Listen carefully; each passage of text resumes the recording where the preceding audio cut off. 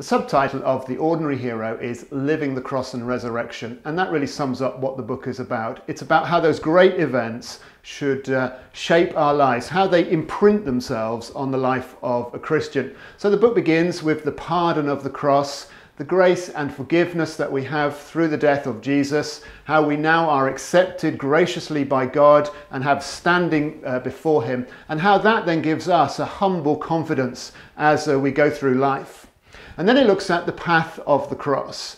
And it's very striking when you look at the New Testament that again and again, when the writers call Christians to a certain way of living, they don't so much point to the life of Jesus as to the death of Jesus and to the sacrifice, submission, self-denial that we see there modelled in the death of Jesus. His path of love, seen in the cross, is to be the decisive mark of all aspects of Christian living.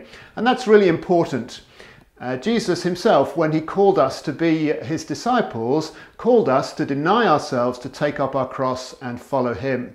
And that really sets the standard for all aspects of our lives. And that works right from volunteering to do the dishes, right up to being willing to be martyred, all the way through. It's the cross that is shaping us.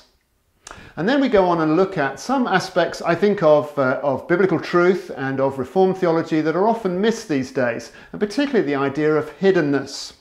So we look at how we as Christians have power, the power of the resurrection, the life of the resurrection, the freedom of the resurrection, but in this life they take a kind of hidden form as we wait for the revealing of Christ's glory. So we have power, but it's power to be weak. We have life, but it's life to die. We have freedom, but it's freedom to serve. In other words, we live the life of the resurrection, but what it looks like in this life is the way of the cross.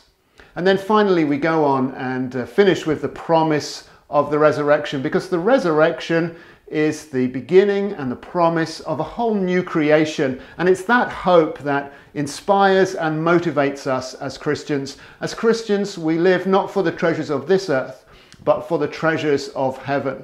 And that is the thing that then shapes us and keeps us going and makes us sacrificial as we follow the way of the cross.